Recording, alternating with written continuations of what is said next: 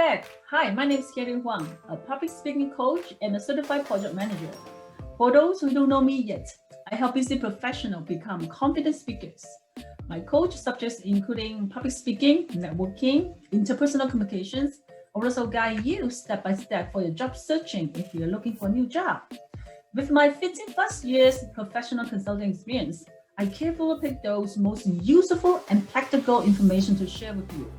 My teaching contents include real business cases and real live work experience. I wanted to make sure that you only get the best, all the best from this channel.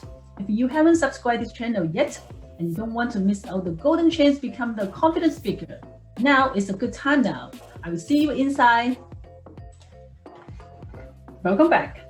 In previous video, we talked about people literally don't know when to shut up or keep talking, silence confirms. In today's video, I will show you how to end your conversation nicely within the time that you design. I'm going to go through 5 tips for you.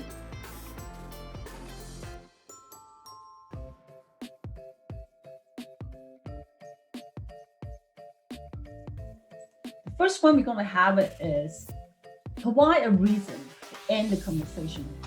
This sounds really common sense, but not everyone can do it properly.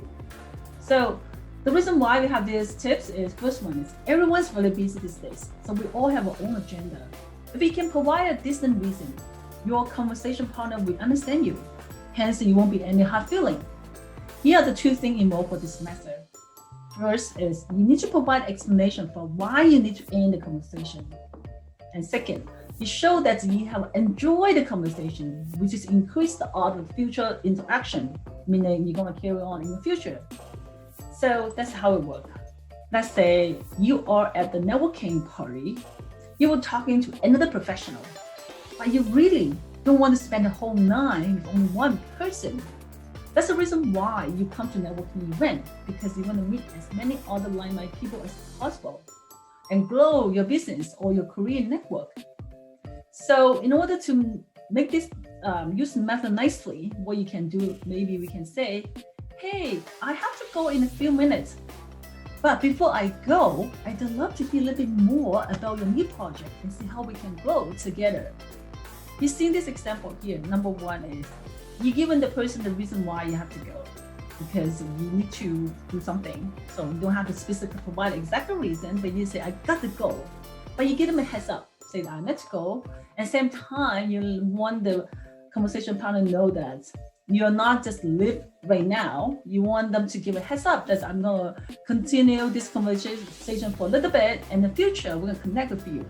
So this is one example you can use. Another thing you can say, maybe say, hey, I got to go, but I really like what you're saying here. Probably I'm going to keep you in the loop about how it goes for my current project I'm working on, and then we can talk about it. See here, now you also let the person know that you're going to you want to have this conversation later, but not right now, because you gotta go. So you kind of build the foundation for the future conversation. Same time, you're not really giving a hard feeling for this person.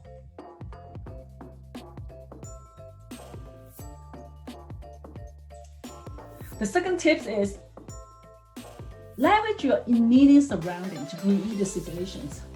The meaning you're going to use whatever surround you and then use that to end the conversations. What exactly means use what's in the immediate surrounding to help construct your reason that you have to exit the conversations. Like that. For instance, perhaps you can say, oh, let's grab a drink from the drinking table nearby.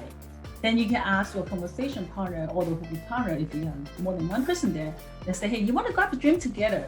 So just remember that if you've been to those networking events, line up at the drinking bar is always long. Not to mention that there's so many people in the event today, right? So in that case, you and your partner or partners will be easily get split up just because there's so many people out there. And then at the same time, along the way, you probably meet other people as well. So we can just naturally end the conversation.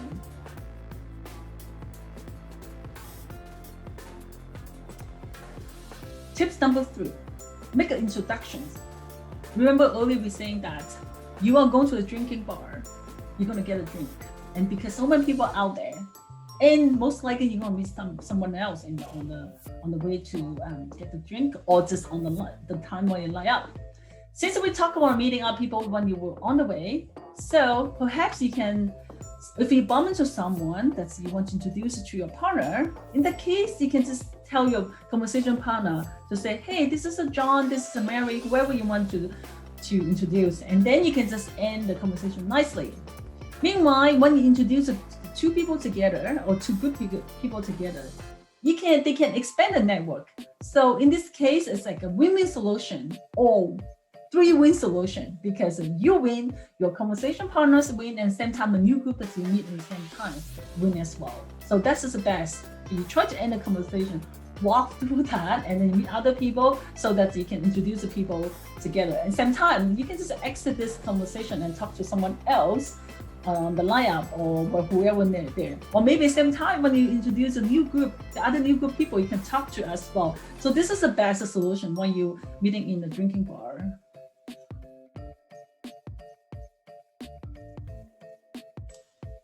Tip number 4, provide a heads up for the ending. This is similar like the first one, but in this case, we do it slightly different. You know, sometimes we do need to leave in a certain time, but you caution the time that your conversation partner know what's coming, right? So that's similar number 1. So in this case, you say, I really enjoy this conversation, but I notice it's getting so late. I have to work on my project that's due in certain time. Maybe if you are attending the party tonight, it's evening, and then you probably need to work on finish your project like 12 o'clock, you have to submit it. Then you can let the person know that, okay, well, I need to finish this project in certain time. So you kind of ask permission from the person. You can say, if it's okay with you, I'm going to go, but let's talk again.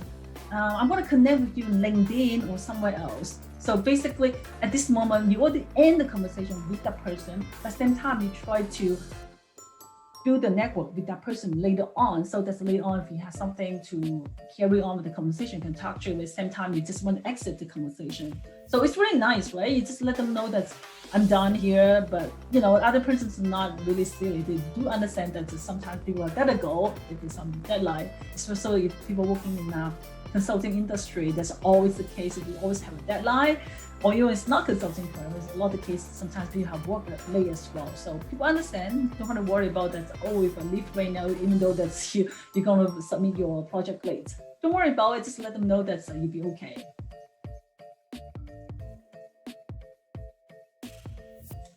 Tips number 5. Remember that we talked about earlier. People don't know how to end a conversation. And the reason why they don't know how to end a conversation because people are worried that it's going to hurt other people's feelings. And at the same time, they don't know when other person wants to end the conversation. So think about that as a two-way, right? You are worried about that you don't know how to end the conversation nicely and properly. Your conversation partner might be saying the same thing as well. So if you each to end the conversation, most likely the other person wants to end the conversation as well. Because nobody wants to carry on a conversation that had nothing to talk to. We just kind of, yes, like that. So most people mingle at a public gathering, know the deal. If you talk for a while, then just move on. You're not going to talk for like 1 hour, half an hour, 10 minutes, 15 minutes, done deal, move on to the next person. So the trick to doing it is in a graceful manner that preserve the relationship you have built with that person or the partner already. So don't worry about hurting other person's feelings by ending conversation. They might be thinking about exactly the same thing.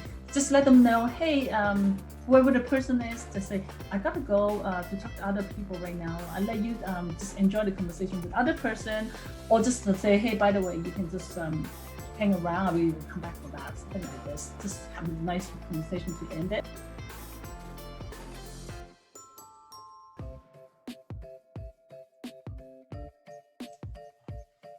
Thank you for listening for those 5 tips. I hope you have learned something from this so that you can use this to end your conversation, regardless in the networking events or just any event that, or maybe just someone that you met on the street to end the conversations.